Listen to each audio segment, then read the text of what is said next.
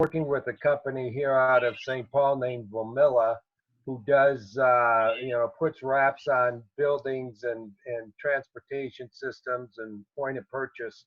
And they're converting their factories over to make face shields to fight the coronavirus.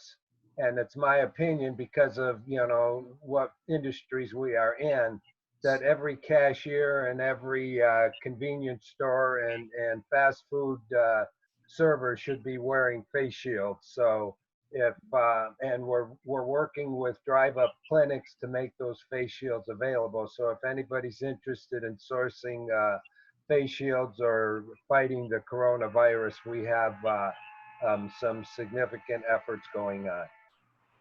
Great. Jim, I really appreciate that. Can you make sure that you put that in a post on any social media format and hashtag it, and we'll grab it and we'll pull it into our follow-up, okay? Okay, great. Thanks. All right, great. That's what my 11 o'clock call is about, is how we can get those distributed. So Jim, you may not have been to one of my meetings, but I start and I end on time. Okay, like good.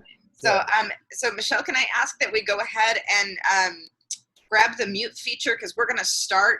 We know that we're going to have a lot of people that are popping in, and I do want to commit to you that we are going to end on time, because I know that, gosh, I've been hearing a lot of people that are talking about things like board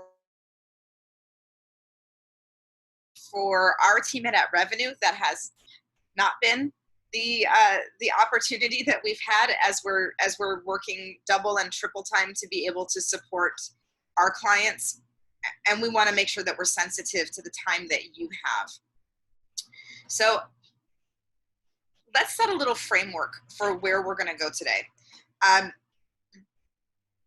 As we looked through the attendees that are going to be part of this call, we saw a great spectrum of some solopreneurs, as well as some people that are responsible for teams and are going through major transitions right now. So we're going to make sure that we provide tools and resources that are there to support all of those small to mid-sized business needs.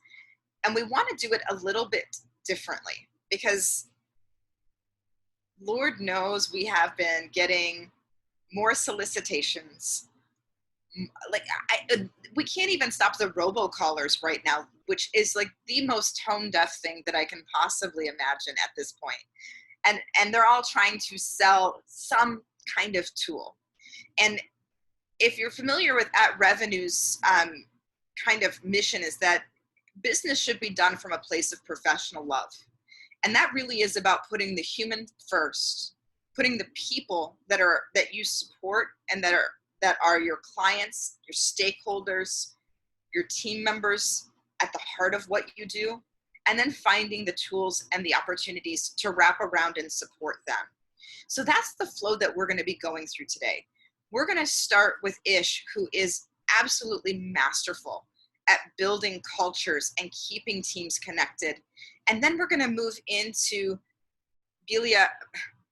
Belias, excuse me, I'm trying really hard on that one to get it right.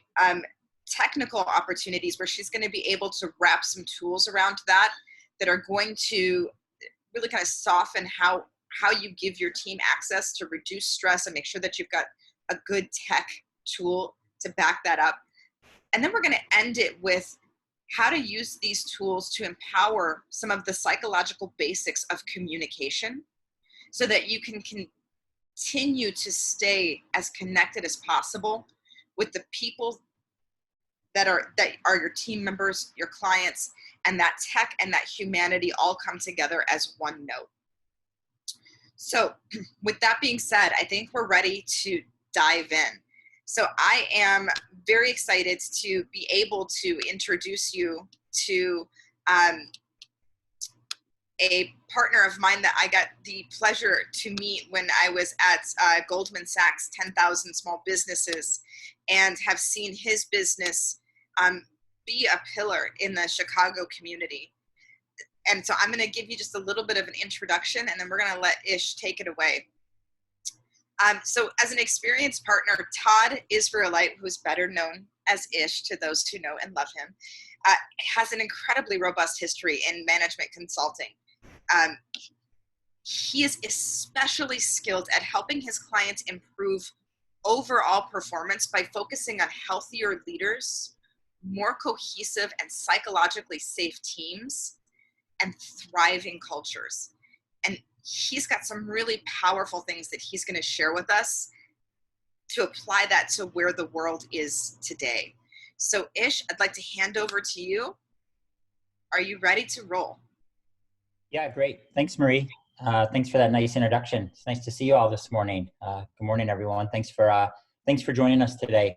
As Marie said, I'm Ish from SR4 Partners, and we spend all of our time thinking about how to help our client partners improve the performance of their organizations by focusing on things like healthy leaders, more psychologically safe and cohesive teams, and thriving cultures, which all those topics seem especially relevant today when we're all being asked to practice social distancing and working from home and trying to answer the question, how are we going to keep our people engaged and our teams connected during this time? So I want to share some of our thinking with all of you and be happy to answer any questions along the way or afterwards.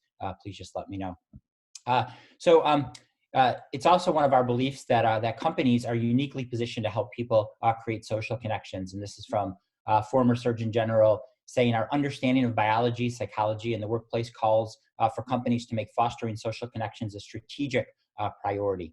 That means for organizations, we think about your people plan, how you're going to create healthy leaders and cohesive teams should be right up there with your strategic planning. When you think about your marketing, your finance, when you think about your sales, all of those important functions, thinking about how you're going to help support leaders and people and teams is equally important to help your business stay healthy and create better performance. This is some research that we've done, and this is not a problem of just the last 2 weeks. This has been a problem that's been growing, especially in America over the last 3 decades. That loneliness has been identified as a growing health epidemic. Rates of loneliness have more than doubled over the past 35 years, and over 40% of adults in the United States report feelings of loneliness. The number of people who report having a close confidant in their lives has been declining. And in many workplaces, many organizations, and half of CEOs, which we thought was really surprising, report feeling lonely in their roles. So this is not a new problem. This is maybe a pretty significant problem that's existed for a while that's exacerbated over the past two and a half weeks. And we know that loneliness creates a lot of bad health outcomes. In fact, we just saw a study that suggests loneliness shortens lifespans in a way similar to smoking almost a pack of cigarettes a day, which is pretty incredible when you think about it. And all the efforts that have gone into helping people quit smoking and raise their awareness about how dangerous it is. We don't hear people talking about the effects of loneliness in near the same magnitude. We know it can lead to things like greater risk of cardiovascular disease, compromised immune system, increased risk of depression, and shortened lifespans. And all those physical implications also have costs at work. Workers who report feeling lonely can lead to mental sluggishness, which leads to decreased productivity, which of course impacts revenue and organizational performance. People take more sick leave.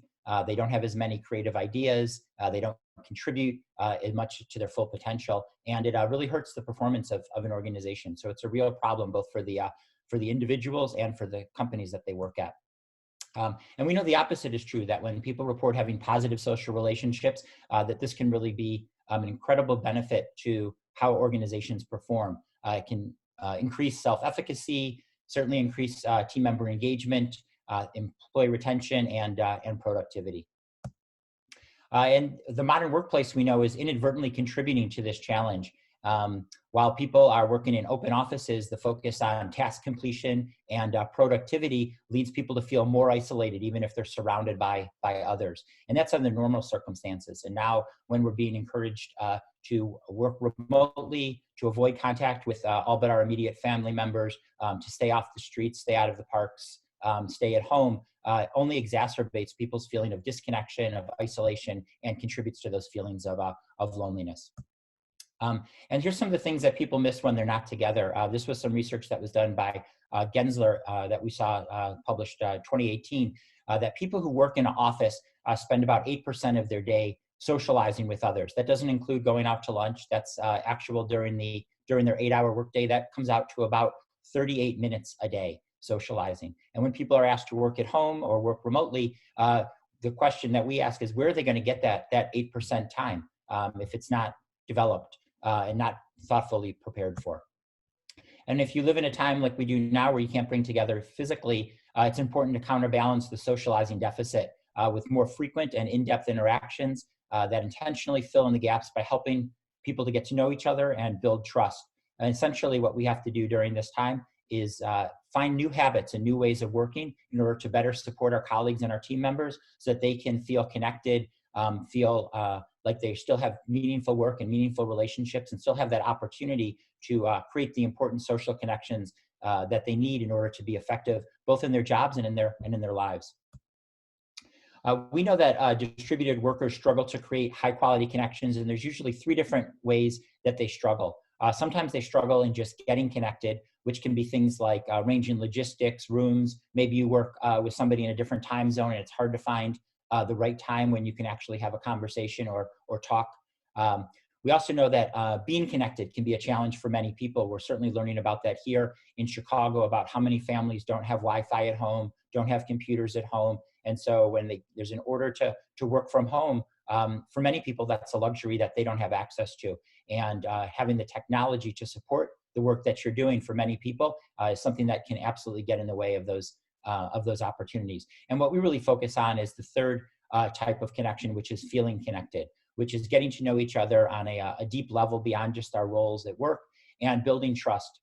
And trust is really the foundation of all the work that we do. You can't have a cohesive team if you don't have trust. And we believe you can't have trust without having an appropriate level of vulnerability. So the question we've been talking with all of our clients is, how can we continue to be vulnerable with each other? How can we continue to develop trust with each other so that we can have teams that can still be productive during this time?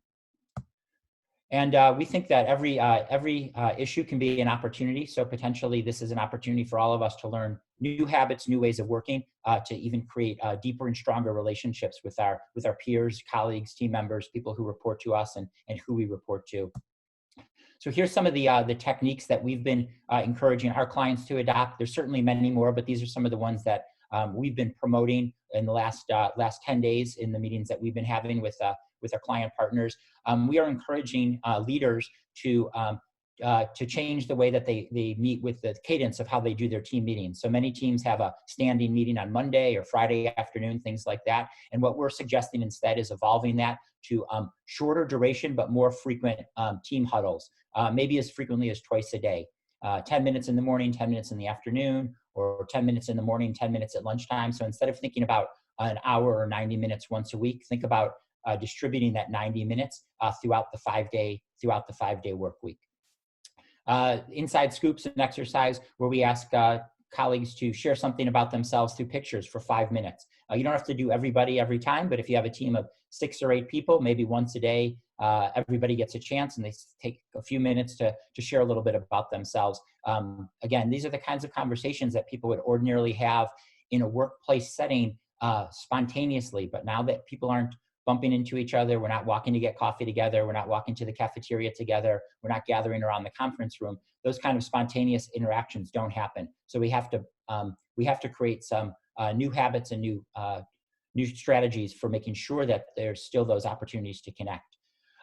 We think it's helpful, and we've seen lots of organizations already pivoting to this, to start to have some spontaneous connection. So maybe just send a note out, use Slack, use email, use text, to say, hey, I'm going to go out for a walk. Anybody want to have a quick phone call or something like that, to mirror some of the impromptu conversations that we all have at work. And then our 5th tip here, and we think this one is really important, is we all go to work and we ask each other how we're feeling, and most of us are conditioned to just say, I'm fine, I'm good, I'm doing okay, and move on with their day. We're really encouraging our clients to try to really answer the question, which isn't always easy to do, especially in these times. But we have seen some tremendous results when people just take a few minutes to really answer the question how you're doing and to really listen when you ask somebody else. We think it's important to check in. So not just getting down to work when you see people, when you get on a call like this, when you have a team meeting, take a minute to check in with everybody, see how they're doing, see how their family is doing before you dive right into the work. And then our last tip here that I'll share is we're encouraging people to start developing their empathic listening skills. And empathic listening is different than how most of us listen most of the time. Most of us listen for connections. And that's, if you have a job in sales, you were probably trained to listen this way. And listening for connections just means that you try to find points of commonality. So if someone tells you about a trip that they took, then you're likely to respond and tell them about a trip that you took. Or if they tell you about their kids, you tell them about your kids, which is a fine way to build connection. But what we're encouraging our clients to do is listen empathically. So instead of thinking about what somebody shares, what it reminds you of, think about more, why do I think they're telling me this right now? And try to listen from the other person's point of view. What do they care about? What are they worried about? And it'll lead you to a whole different set of follow-up questions and create a lot more opportunity for meaningful conversation and meaningful connections. So those are some of the tips that we're recommending. Final reflection from the Surgeon General that if we can't build strong, authentic social connections, we will continue to splinter apart in the workplace and in society. And instead of coming together to take on great challenges before us, we retreat to our corners, angry, sick, and alone. We must take action now to build the connections that become the foundation of strong companies and strong communities and ensure greater health and well-being for all of us. We couldn't have said it any better ourselves. So that was what I wanted to share, some of those things. Apologize if that felt too fast. Happy to answer any questions that anybody has or talk more, amplify any of the points. And Maria will be sharing this presentation along with the notes, and our contact information is there. So if you want to set up a time to talk, be happy to do that as well. Thanks, everyone. Thanks for the time, Marie. Yeah, so I want to throw out there that just that empathic listening was so impactful for me. I mean, like we see it all the time. What is your response to how are you? Good. Yeah, fine. Doing okay. Yeah. Exactly. So I would love to hear a little bit from the attendees. Have you seen a change in this in your own interactions, and what kind of impact has it had for you? I want to respond with the fact that what I'm hearing, because I'm dealing with some mental health nonprofits here, and mindfulness is coming to mind. That seems to be a real popular topic, but I want to ask Ish, it seems like we're differentiating, to have direct contacts rather than social media contacts, because in social media, it seems like we just fall into the black hole. Can you comment on that? Yeah, no, that's a great question, Jim. Yeah, we're encouraging more of connecting in face-to-face on the phone through platforms like Zoom, through FaceTime, whatever other techniques you have. Certainly there's lots of social media interaction, but what we're finding is that what people are really missing are these kinds of conversations and the opportunity to have these kinds of interactions. And everybody is working incredibly hard. We know we are to try to change and evolve and meet the new demands that our clients are having and try to provide helpful solutions. But we're encouraging people to find ways to still have meaningful interaction with their colleagues, with their peers, with their network in as many ways as they can. Thanks for the question. Thank you for that. For those of you that are a little more, because from what we've seen, a lot of our folks have gone incredibly tactical because they've had to, right? Like we were all hands on deck, everything changed, and then we just had to dive into let's get it done. As we're starting to ease out of a little bit of the panic, where do you see spots besides like that awesome idea of having just those twice a day 30-minute check-ins with your team where you can bring some more authentic connection into your client communications, your team communications? Or do you have something that you've been using that you'd love to throw in there? Yeah, thanks, Marie. Yeah, we think we're using a lot of the similar techniques that we would use in live meeting settings, but converting them to virtual. We're recommending people do things like when they start the meeting, let somebody take a quick tour of your room or your home or where your home office is. Introduce them to your to a pet or a kid or a plant or something that's around. We're asking people to share more about what their day is like. We're encouraging people to spend 10 minutes doing a stretching circle or chair yoga or things when they start their meetings or when they get on the phone. We're really thinking about what are the new organizational habits that we need to adopt to operate for the foreseeable future in this way. And while everybody is wants to get back to whatever the new normal is going to be, it may be true that some of the habits that we start to adopt now will serve us better even when we are able to get back together again in person. So we're encouraging people to think about while it is true that focusing on the present and being mindful and trying to manage the day-to-day is absolutely an important place to put your energy. We're also trying to think about what are the new habits that we want to form with our colleagues, with our teams, in order to continue operating for the foreseeable future. Because we don't know how long we're going to be asked to maintain this current state, and so we should be operating in a way that is focused on the present, but also building for the future. And Marion, you're unmuted. Yes, thanks. Ish, I'm in the volunteer leadership of a membership organization. Yeah. And so we have suspended all our in-person programs and we're wanting to maintain social connection and community. What are best practices you're seeing with regard to just Zoom happy hours or Zoom coffee mornings? We're a women's organization, so a lot of our gatherings are informal like that. And the virtual platform, initially, everyone feels a little awkward. They don't know who can speak when, and how do you create that sitting around coffee shop feeling? No, that's a great question. Thanks for asking that. We're encouraging all of our clients and the organizations that we support to start to do things like that. We think it's useful to do a little bit of training. If you're going to use a platform like Zoom, think about having a Zoom orientation for 20 or 30 minutes to encourage people to practice some of the techniques. There's icons that you can use. You can clap your hands, you can mute and unmute, you can raise your hand.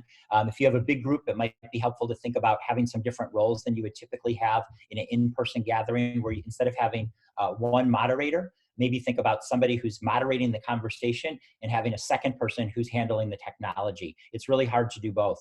So having somebody who's responsible for muting and unmuting, for putting up the visuals, et cetera, and then somebody else who can just focus on interacting and carrying on the conversation. Our family has been doing Zoom chats with our distributed family in Nevada and in New York and in California. And it's kind of hilarious to watch all the generations try to interact virtually. We're encouraging people to put their cameras on.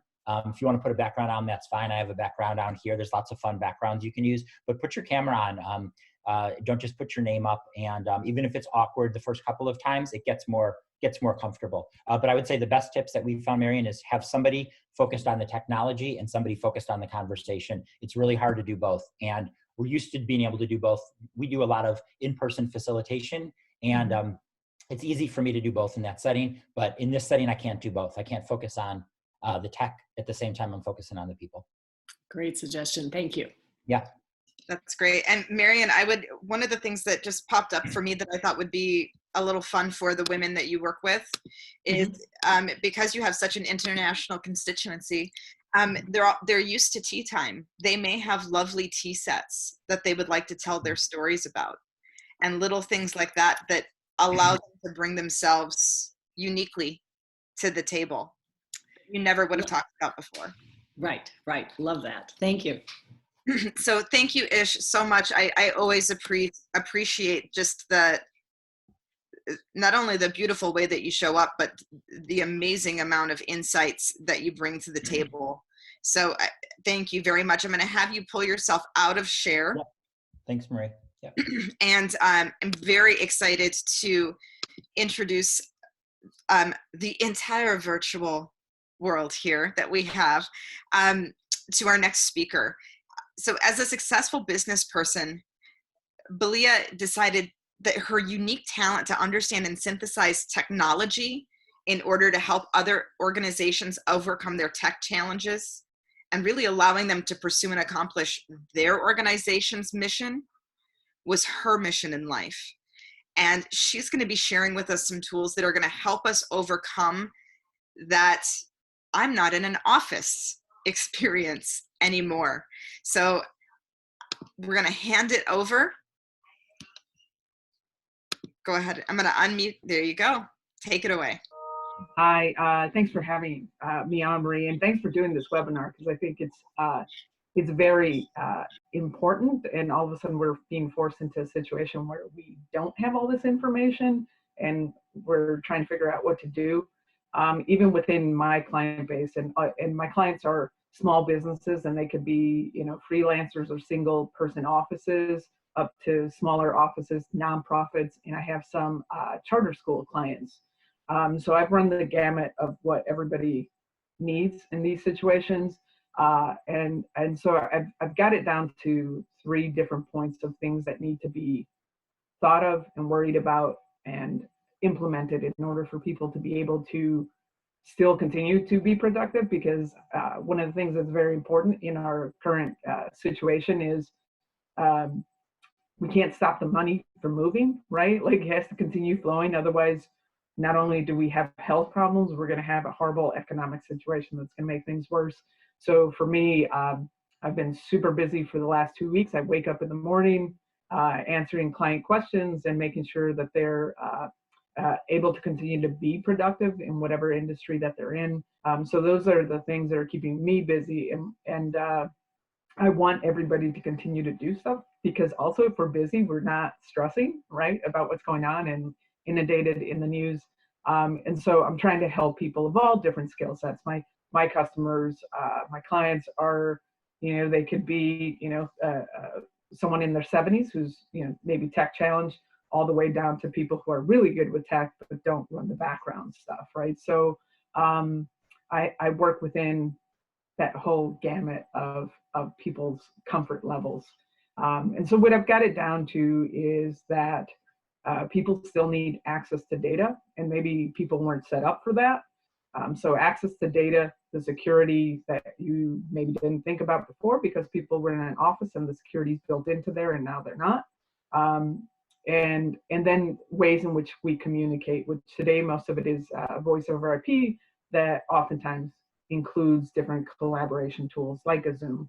And so we want people to still continue to operate as they did before, even though our tool set has changed and our location has changed.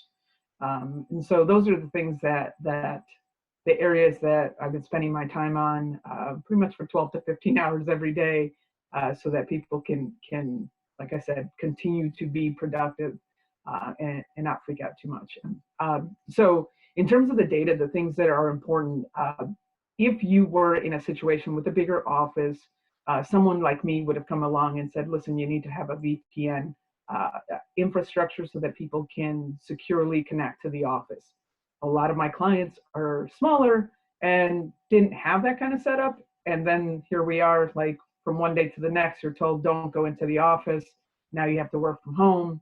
And so luckily we're a managed services provider. And so a lot of the cloud applications we've slowly put our clients into. And so it makes that transition smoother and easier.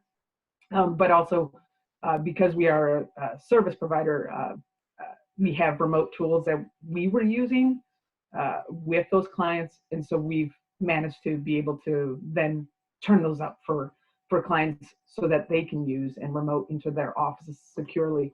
So things that are important in terms of access to data and tools that any small business or individual user can use are cloud applications. Like most of our clients long ago gave up servers and we put them onto email services like Office 365, which we use, and G Suite, the Google version, which is really popular with nonprofits because they give it, well, they were the first to give it to them for free. So nonprofits use a lot of G Suite, which is the Google Gmail suite, right?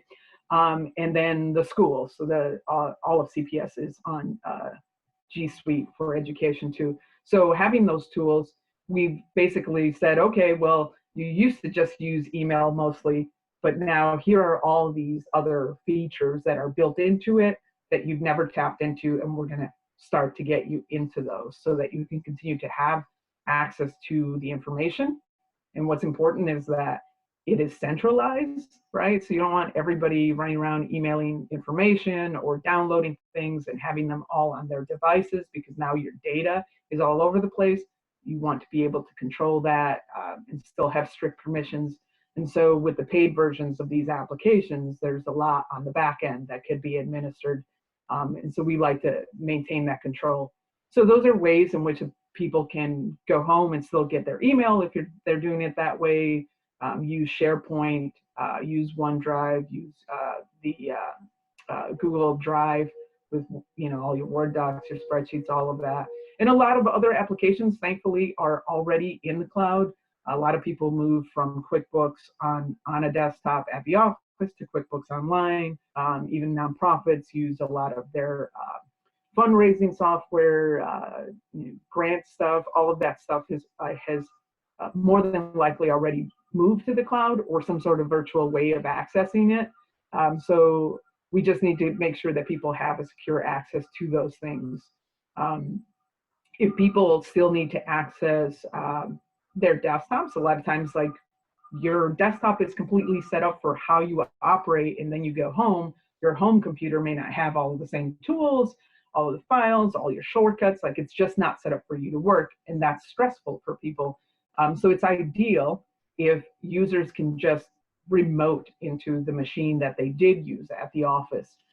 Like I said, for us, having been a managed services provider and having this suite of tools that's already in there, we were able to just create accounts for our users, send them out instructions, here's how you do it. And I field a lot of calls for people of, how do I do it? Because it's complicated and it's secure. We are, in order to get it into that, you start out with having to set up two-factor authentication, which is something that a lot of people aren't using, but you absolutely should. It's your first level of protection. And so we're taking people out of their comfort zone and walking them through how you do this, and saying, listen, this is going to be a part of your life moving forward anyway. Good time to learn it. Let's go through it together. So for those, it was a little easier of a process. What I can recommend to people who haven't had something in place is services like Log Me In, which is a little pricier. You guys all get a resource sheet that has links to this stuff, and it gives you like, hey, this is kind of what it looks like cost-wise, just to have some starting point. But Log Me In is great. It's included in our managed services plan. So that's what we use on our end. But places like TeamViewer, which is another one that has free plans, you install it on your desktop computer at the office, create a secure login, make sure you do that, create secure logins, and then you can access those computers. Another one is AnyDesk that does that too. And again, we encourage people, don't just leave it open, make sure it's secure with a good password, and not password one. I still see that, don't do it. So those are things in order for you to still continue to work, let's say from the office, from your office computer, but be able to do that from where you are at home, since we're going to be here for a while. So those are ways to access your data. Then the other factor that comes in for our clients, obviously security is kind of built into it depending upon what level of service that they have with us.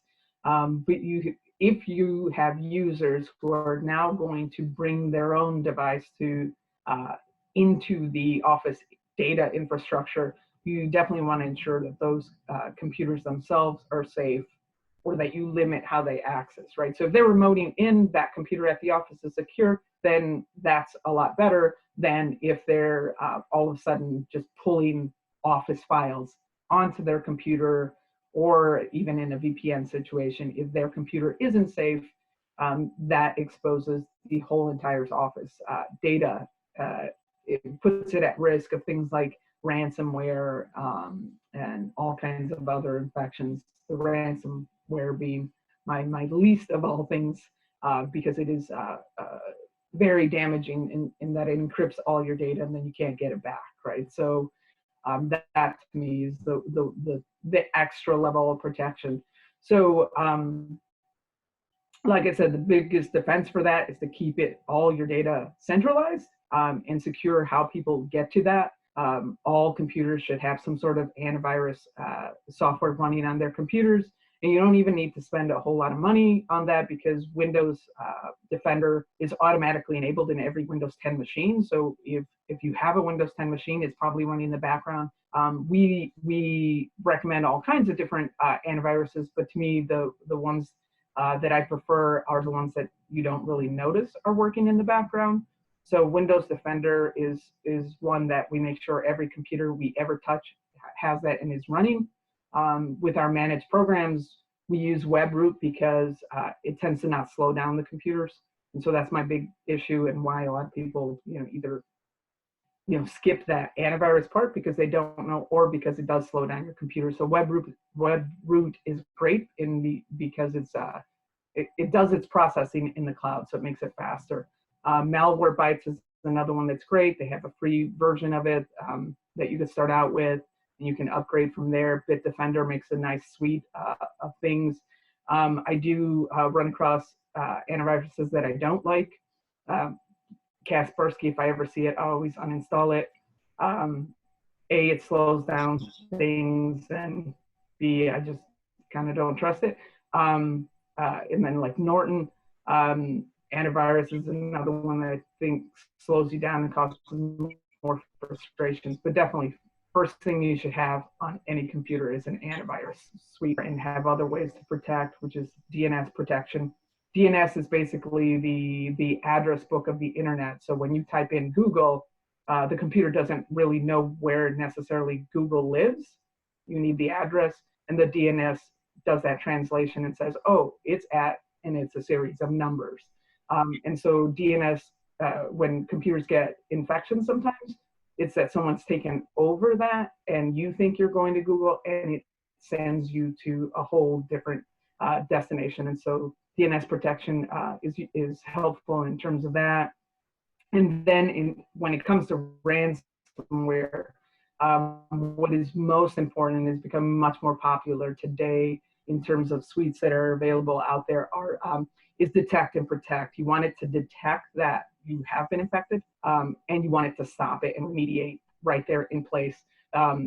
There are consumer versions. Sophos is a company that makes a residential version, like for a home user. We, in our managed services, use SentinelOne, which is enterprise level.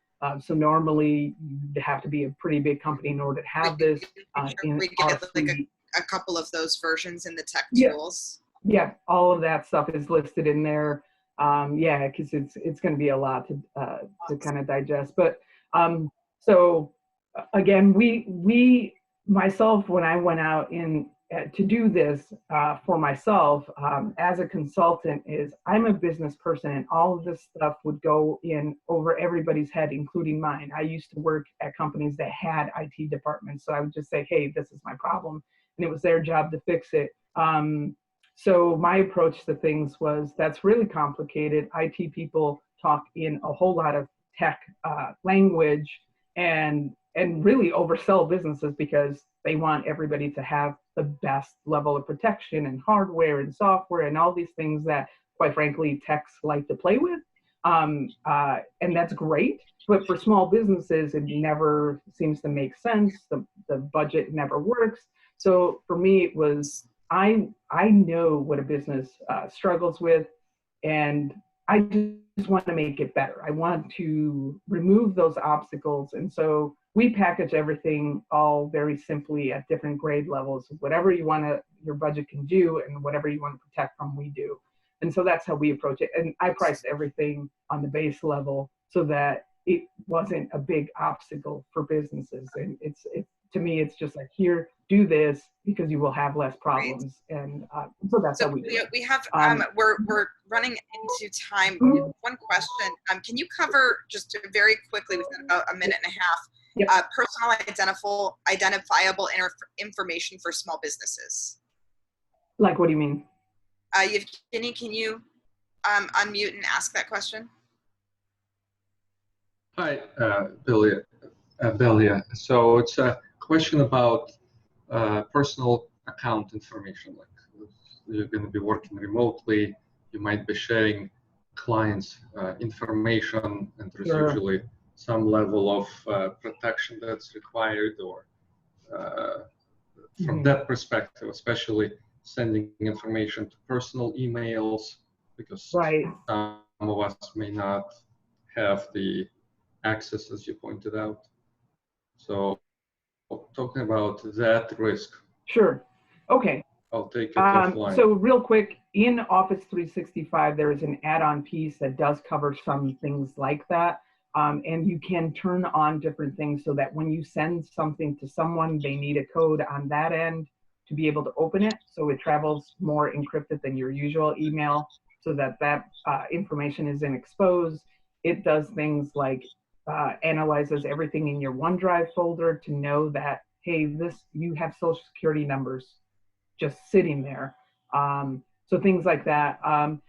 One other tool that I didn't add into the resources, but I'm going to do that and resend it to Marie, is just encryption software. There's free tools that you can use and then upgrade depending upon what you need. But Box Cryptor is great for people if you're going to store stuff that is secure, financial documents and stuff, or medical records. And encrypting that with passwords and secure logins is super important. And the tools are there and they're free, so it shouldn't be a hindrance to any small business to be able to use. Awesome. So we're gonna include that in the follow-up, and also, guys, we'll make sure that you've got contact information for the speakers that are here today. We want you to be able to take the information and implement, because Lord knows right now, this is not the time to hang out and just see what happens when we've got a great opportunity to be able to truly take care of ourselves. So I'm going to hand it over to Ish for a second. Ish, would you mind introducing who the heck I even am? Yeah, it would be a pleasure, Marie. Thanks so much. Thanks, Belia. I really appreciated the information as well on thinking about the tech challenges that we all might be facing. So Marie Hale and I have known each other for more than a year and a half. We were both in the same cohort in the Goldman Sachs 10,000 small business group in the fall of 2018, and I got to know each other through that work. Marie has a really deep commitment and talent for lifting small businesses from solopreneurs to thriving, scaling teams. She helped our team think about marketing and sales when we were trying to do this about 18 months ago. Marie's turned the art of combining sales and marketing to small businesses into her life's passion and her life's work. From the psychology of sales to powerful marketing strategies, her team has worked internationally for more than 10 years. So Marie, it's my pleasure to introduce you, and thanks so much for setting this up today and hosting. Thank you, Ish. I appreciate it. Guys, we know that we're in a time where we've got to rely on tech to maintain our humanity. And that's a really interesting place to be. And a lot of what we talk about when we're talking about sales and marketing is the art of communication. And it's taking a turn. We're looking at things like meta communication, connection way differently within the past week than we may have 2 or 3 weeks ago. And there's some real psychological foundations that I want to help lay a foundation for in your organizations, whether you're a solopreneur dealing directly with clients or if you've got teams that you're trying to bring together, because we're in a completely different experience. There are 3 ways in general that you have the ability to influence others, and they are words, tonality, and body language. And unfortunately, words are only 7% of that equation. So if we're relying on emails to be able to get across what it is that we need to communicate, you are intentionally giving up 93% of your ability to effectively communicate with the people who need you. and other people really do need you right now. And as we're trying to learn how to get more aligned with the teams that we have and the work that we're doing, it makes even more sense now to try to understand how each of the people on your team or that you're communicating with absorb information. There are still the 3 basic learning styles. And if we're skipping the tools that would allow us to communicate to all 3 of those things at the same time, and to be able to get some of those kinesthetic experiences back into the hands of our clients and our team members, we need to be able to grab hold of those as quickly as possible and put them into use. And I've got some great recommendations for you. And I've also got some stuff that's really going to creep you out and be a lot of fun. So hold on, you're in for a ride.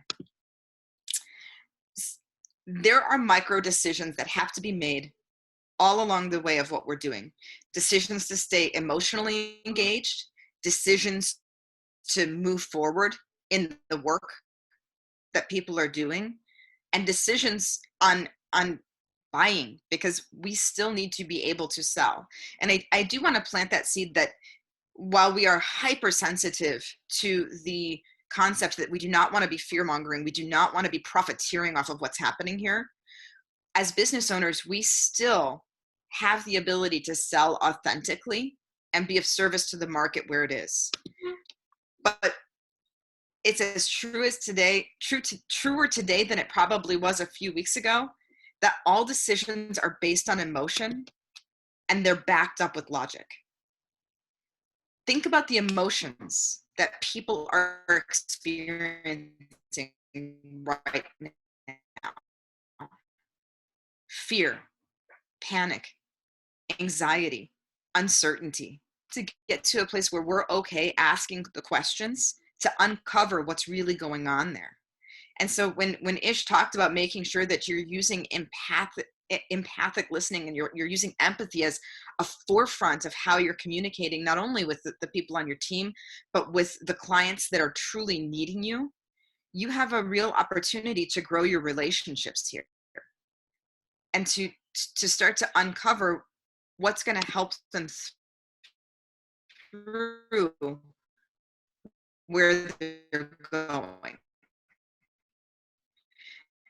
Because like I said, there were Snuggies sold in this joint, right? Snuggie sales are huge. There's no logical reason to buy a robe that you're going to wear backwards. But what did Snuggies do? They started talking to the emotions, right? It's exciting. Think of your cuddled, feel wonderful. Robe-on, the exact same experience. They knew how to speak to the emotional situation. At least 55%. Those of you that have had the ultimate pleasure of being part of At Revenue's audience know that we are a gift-centric organization. And what that means is we don't shy away from using things like gifts and moments of humor to our clients and our potential clients. Is it silly sometimes? Absolutely. Does it give somebody a reason to smile for just a couple of minutes?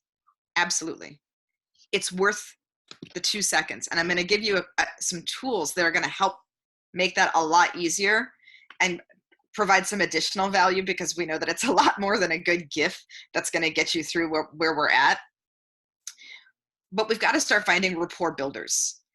And in that space, what I want to ask you to do is, as you're going through the conversations you're having, think more about the questions you can ask to make it about the individual that's there than what's happening in your business. Uncover that deeper piece and make sure that it's not just information that we're taking in and then releasing into the world. You're going to learn more about your clients and your team members now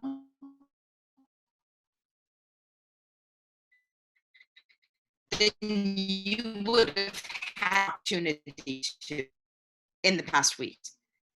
Keep that information somewhere.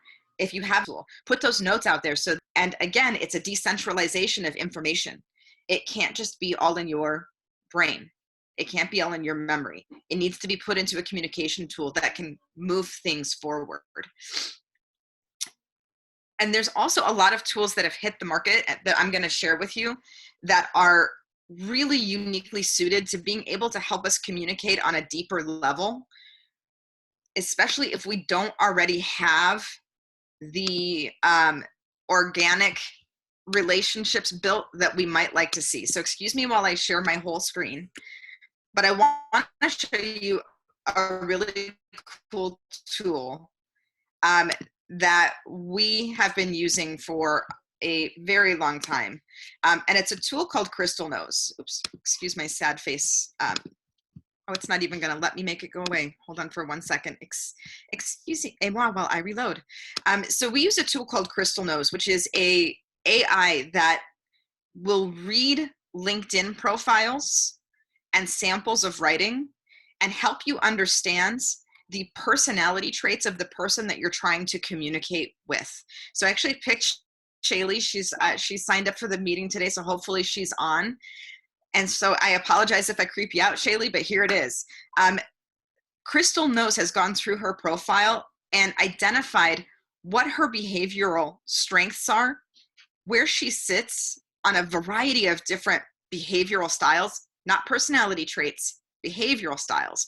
It's not measuring her intelligence or her education or anything like that, but it gives you the ability to get a little bit of a head start in the relationship building and start speaking somebody else's language before you ever get them on the phone. It's also got a really great conversation coach that will help you to call, email, or have a meeting with someone with a variety of different lead-ins to what the conversation may be. Again, a little creepy. I totally get it. Absolutely worth it. One of the other tools that we tend to use to keep our sales going is a tool called Mixmax.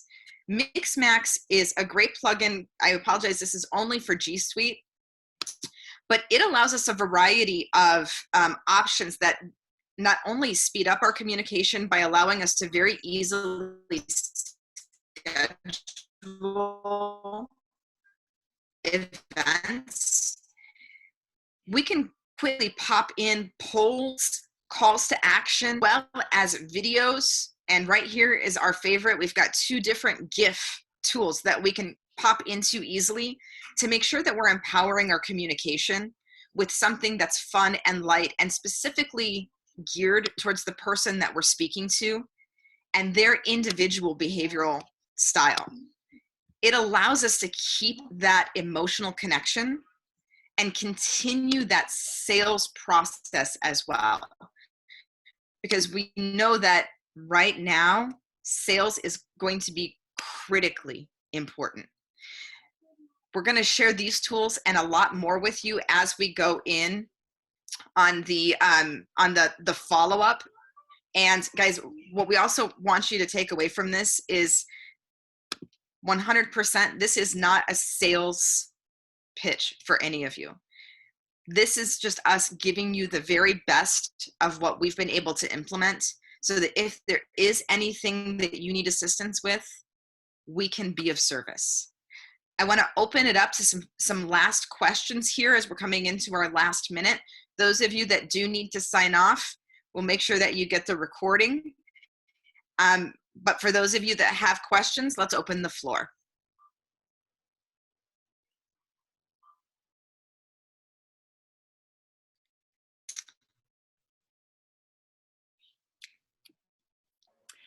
So I got a question from Michelle Kelly on the app on analyzing behavioral style. That's because of my account. I can give you some free services there, and it's a tremendous tool. Those of you that are familiar with disc analysis, it's going to speak your language, and it's also going to help you understand if you have a meeting of like 15 people on a call, you can actually run a group report and see where every person is and how close your team members are to their team members so that you can increase communication between behavioral styles. Marianne here. we've had to cancel our spring gala fundraiser. Yeah. And so are you have any tips or seeing any interesting trends on how nonprofits are pivoting their major fundraisers right now? You know, that's a question that we've gotten from a lot of our NPOs, and everybody from YMCA at a national level to micro nonprofits are really having some struggles there because people are thinking about how to reallocate their funds appropriately. Mm-hmm. So, Marian, I would love to let's set up a chat for just us, and we'll brainstorm and see what we can come up with. And you know that I would love to do that with you. I'm a big IWA fan. So thank you. Okay, will do. Okay. All right, guys. Thank you all so much for being part of this. If you have a desire to continue to connect and to be there with one another, I will let me know, and I will make quality introductions. I don't want to release anybody's information to the entire group, but I do know that there's a desire for networking. And I did commit to Phil that I would let, he wanted to mention something about how his music clients are, and his artistic clients are surviving this. So if you have to flee, you can pop off now. But Phil, I wanted to give you 2 minutes at the end. Wonderful. Hey, thank you very much for putting this on. And I'm not growing tired of communicating with people online because it's the only way to do it. And I recently started bringing other artists, and just keep 100% service as a record label does, and for free. It's all went down. Every aspect of the music community in Chicago was, of course, affected. And I also work with the City of Chicago, Year of Chicago Music. Our last teleconference meeting was about what can we do to help artists and musicians in Chicago, and started compiling stuff. So any of us are located, like on my Facebook page. So Guild Association Records artists were, of course, all falling out of work. One got stranded in New Zealand. And so I immediately set up a thing that now has turned into an episodic event. Rather than have them sit in their own pity, I got them talking about what they're grateful for on a live stream that we do through Zoom, actually, where we all talk about. I give them a set of questions. What are you doing to survive this? What are you grateful for? What do you recommend other people do to get through this? These are people that are 100% unemployed right now. And but one of the things I've learned in life is the more that you can do to help other people, the easier it is to deal with the crap that you're, loading on your own life or having loaded on your own life. So just wanted to share that the stuff that Ish was talking about with regard to vulnerability and all that. I think I put in the out to everyone there is right in line with the kind of work that I do with my label and with my coaching business. So this has been wonderful. Thank you very much. Absolutely. And guys, I do want to let you know, please put a block of time in your calendar. Every Friday at 10 a.m., we are going to be starting a small business survivalist series. Next week, Sue Koch, who is an international social media strategist and trainer, and Emily Lonegro from Lime Red Studios, who is a brand message expert and design thinking expert, are going to be sharing their tips on how to empower your communication through social media, meta communication, internal communication, and the foundations that you're going to need to keep that going in a time where the fear of being tone deaf is often paralyzing to how people are putting information out. Then we're going into funding and financing. We've got a couple of lenders as well as some experts on how to get government funding applications through and do some effective budgeting. And then we're going to go into some sales strategies and methodologies. We've got an entire series lined up that we're just of course, getting all of the pieces together to roll out as quickly as we can. So you will get first access to the seats that are at those next events. As you saw, this event sold out probably faster than I've seen a webinar sell out in a very long time. So make sure that you reserve your seat. Please share it with the people that you think could benefit. And thank you so very much for your hour today. We're all here for you. Thank you, guys. Bye.